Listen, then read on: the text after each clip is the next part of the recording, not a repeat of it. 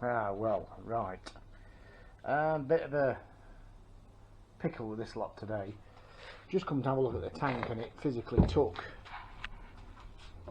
grips on the cap to get the cap off the neck. Yeah, set of frigging grips. Now, just shaking it. That's what's just come out. So,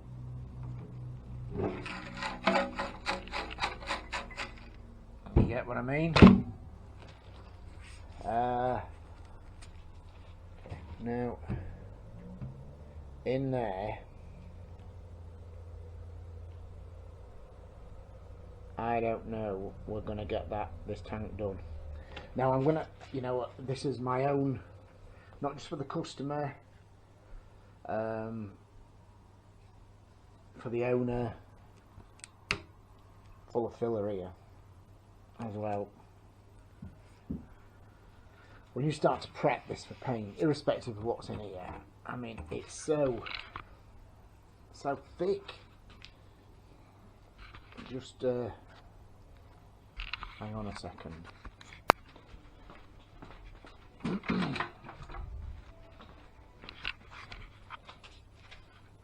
Let me see what you're seeing. Ever.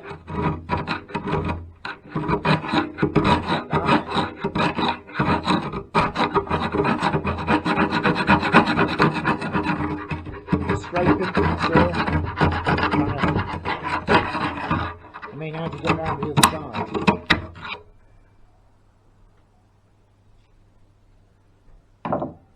So, right, options are what? Options are look at this. Just some of it. Options are what? Well, my options are the tank sealer kits that I've heard so many horror stories about, and do you know what? I always promised myself I'd never get involved with that, because you can't guarantee it. You can't guarantee it. You can put one of them liner kits in and then send it back and say, yeah, well, it's had a liner kit and it's going to be fine. And 3 months later, especially with this E10 stuff coming out and all that lot, and then, you know, it comes back at your door and it's your problem. So it's a conversation with the owner, this one, I think, and it's yeah, see what a plan forward on it. I think I'm going to get one of them chemicals like rust eater for it. Put one of them in. I'm scared of that it's going to eat into the edges, although I don't think, believe it or not, that it's, listen to that, I don't think that it's that far gone to actually in the seams have issues in the seams. But famous last words, that into, I mean, look at the crap that's come out of it on here. All we can do here, I think, as I say, is, can we get the camera angle down there? It's absolutely atrocious in there, it really is. But yeah, I think it's a conversation with the owner, and we've got to just do a, well, not a disclaimer, but you know what I mean. But it's just got to be, look, I don't mind trying this, that, and the other. You know, I know a lot of this stuff's really costly as well, but I don't mind trying this, that, and the other. But you know, I'm guaranteeing nothing on this. I just had a quick look on all the online places and stuff, see if there's a tank, you know, another tank. But you know, 77, you're going to be buying something the same as this. Anyway, we shall see. Moving on, I stripped the wheels out today to get the spokes ordered, and so on corrosion again. Now, the rims, yes, original DID rims, but the corrosion in the holes, in the spokes holes, concerns me a little bit. Okay, I'm slightly concerned building a wheel up where the aluminium's from the outside, where it's been wet and then the moisture sat underneath, that start putting new you can see the corrosion in the spoke holes, and I'm to be honest, I'm not happy with them. I think it's, to be honest, I think it's another pair of rims. yeah, so that's where we're at with that. I suppose the rims are the least of my worries at the minute. Yeah, the spokes are definitely the least of my worries at the minute, but the rims, sorry. Anyway, I'm thinking out loud while I'm filming, really, to be fair, but right, get some acid down this tank and see what happens with it. We've got no choice. We've absolutely got no choice. It's got to be a, and it's pointless prepping the outside. To do any prep work to the outside, we need to know we can get that tank clean first. So anyway, that's what I'm doing at the minute. Okay, just an update on this XT500 tank. Yeah, I can get in so far with like a wire, like a drain cleaner essentially on a wire. I've given it a good old scrape around inside as good as I can get it, but we are now, I mean, this is what's come out. I don't really hold much faith in this, but you kind of, I mean, I heard a bit of stuff in it when we picked the bike up from there, but nobody could be prepared for that. I mean, I don't know what you think you do with that, to be quite honest with you. Anyway, look, ever the optimist, so we'll, you know, on the face of it, the tank don't look too, you can hear it inside there now still. The tank don't look, you know, like rotten in fact it seems worse inside than it is out. But anyway, the rims, I started stripping the wheels down to get spokes out, and not condemn the rims, but I'm not quite happy with the amount of corrosion around where the spokes come through the rim.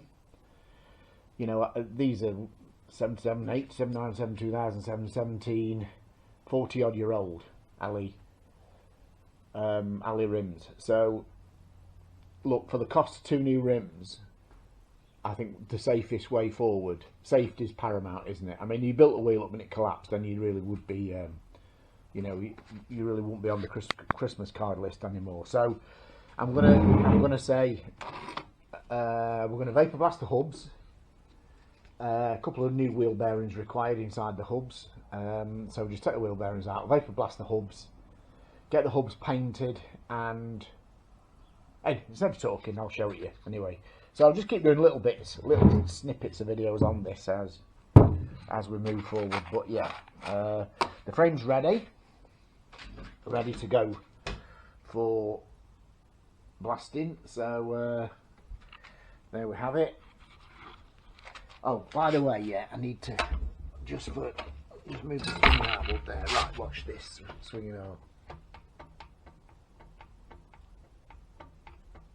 Wow. It's on the chain pull side. Bolt still in. Nope, still on. Yeah. I think it's definite we need swinging arm bearings in there. I mean, again, safety, you can't send that back like that. So I'm just going to let it go for blasting as it is, because it's all going to be stripped anyway. Let it go for blasting, and we'll I've got some the brand all ball stuff. It's actually quite good, so we've got some needle rollers going in here when we get it back. So, and then get some nice gloss black on it. Okay. Right, where we at? I'll tell you where we're at.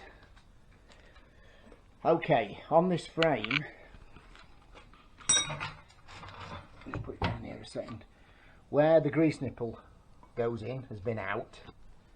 As you can see on that, it's loose on that nut, so slackened it all off, ready to tap the pin out. And listen to this, not hitting it hard, absolutely solid. It's solid in the bushes inside. So now the only way of getting that out of there now is going to have to be chop through the spindle down here with a really thin cutting blade. Same at that side to try and get the swinging arm out with the majority of the the spindle left in it, obviously, and then get that in a press and pressed out. But yeah, these jobs, sometimes these jobs are never what they seem, are they?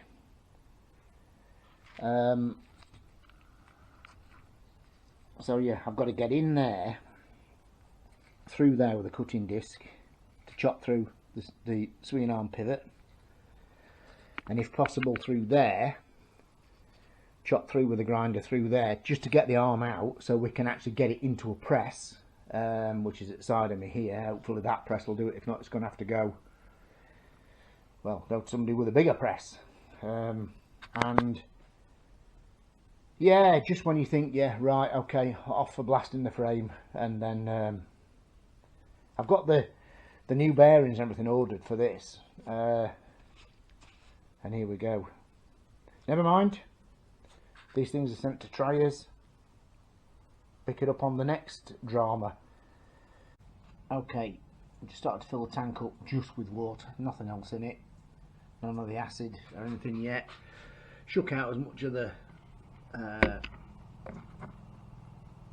you know, the rusty crap out of it as we can, and immediately just putting water in it, we've got an issue there. So even just to get a cleaner in it before we even think about addressing this, I hope the camera's picking that up. I think it is. I think I can see it through the screen. So even before we think about fixing this, adding the acid, we've got to, and I wonder how many more of them we're going to get when the acid's done its job. So anyway, well, I think the best thing to do with that is we'll just try and put a self-tapper in it for now. See if we can plug the hole, just let the acid, just to get the acid in to do its thing, and we'll just see what we get. Okay. So as we look at that, just got the wire wheel in the drill. As you can see there, looks like that tank there, there's other marks there, looks like the tank's been actually, I don't know, vibrating on something when it's been running. I've got water here as well, but one sheet at a time, as they say. Let's see if we can get that, as you can see.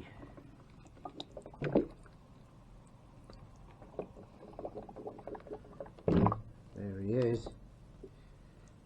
Okay.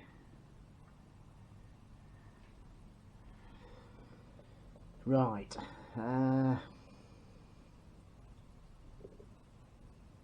What a nightmare, eh? What an absolute nightmare. Can we get in with a TIG torch? Perhaps. I think the thing to do next really is see whether we can clean it first. I mean, you could spend patching this, patching that, patching the other like that, you know, but if inside it's no better, we've got to look for a plan B. So I think we'll just try and temporarily fix that to hold the solution in it. I think that's the best way forward. Okay, let's see what we can do. Right, anyone needing a sieve? Turned it upside down, and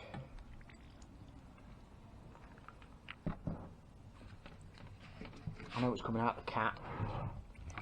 There's one, another one. So look now, potentially every one of these,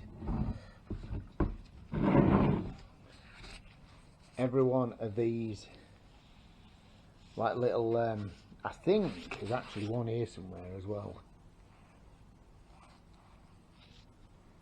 Look, the amount of stuff that came out of this tank's going to be paper thin.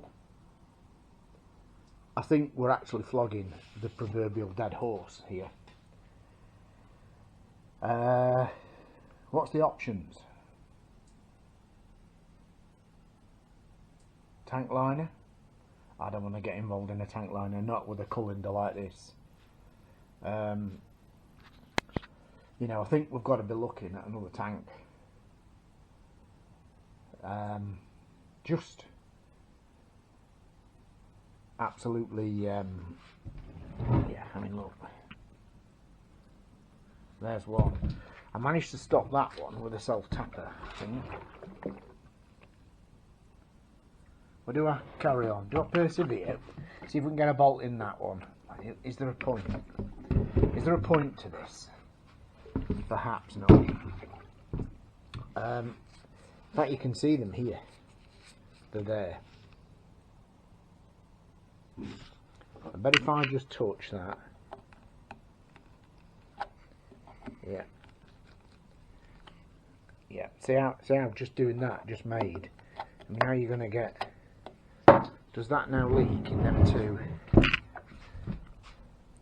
Yeah, they leak. So you're going to come across this with every single one of them. So I think it's time to call it a draw with that tank. Maybe it's a specialist. Don't know. I don't know. I mean, can anybody do anything with that? I don't know. Right, time to contact the owner, I think. Okay, let's pick it up when we know what's happening.